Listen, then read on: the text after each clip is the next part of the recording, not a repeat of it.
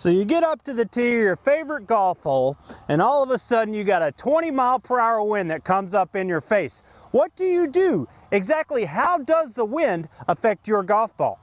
I'll tell you what it does in a myriad of different ways. If it's wind that you're talking about, it could be a club or two difference into a hole. If it's rain, it's going to add a little bit more spin. It's going to knock a little bit of distance off. So weather is a very crucial part of the golfer's game on making sure that they hit the ball accurate and they hit it to the yardage that they're trying to hit. Wind obviously can have a big impact on the golf ball, but so can the air temperature. Well, what you'll find is if it's a warm day and the air's very dry, the ball's going to have the tendency to flying very far. Very similar to with your wet conditions. So as it gets colder, the golf ball will travel a little bit less. So maybe a club shorter in the winter months in November, December, if we get some good quality golf here in northeastern Ohio. Knowing how dew impacts the greens can help you make more morning putts. Dew will affect it a little bit, not so much on the green because they cut the greens in the morning. However, you do get some of those little late morning dews and post-frost. So what will happen is the ball will have the tendency of rolling a little bit slower. The greens will be a little bit slower. The breaks will be a little bit less severe. So if you had a putt that broke 3 inches right to left, it's going to break probably about 1.5 inches. So it'll take about half of that. And of course, the dreaded wet sand bunker. How does anyone hit good shots out of those conditions?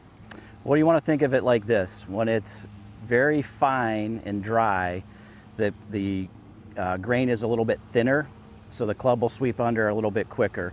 When the wetness is in the sand, the grain of that sand is a little bit thicker, a lot more coarse. Because it's a little bit more coarse, it's going to allow us to put more spin on it. The ball will come out a little bit lower, but it'll check up a little bit quicker compared to a normal summer shot where it's kind of like powder, where it explodes and it's very, very fine. So what you want to plan for is the ball stopping a lot quicker out of wet sand compared to dry sand.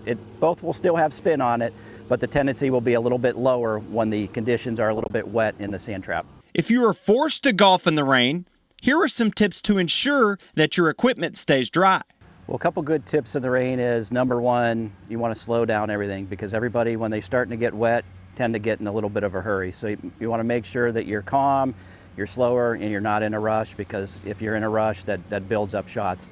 And number two, probably the most important piece, is you want to stay dry. So a good way to do that is making sure that you get yourself a good umbrella, make sure that you have a dry glove, and make sure that you always have one dry towel. So a couple of the things that we do when we have to play in the rain is we'll put our umbrella up, we'll get our dry towel, we're going to hang it on the inside of our umbrella. That way it always stays dry even when we set the umbrella down. The umbrella, or the towel, is always covering the umbrella, so it always stays dry.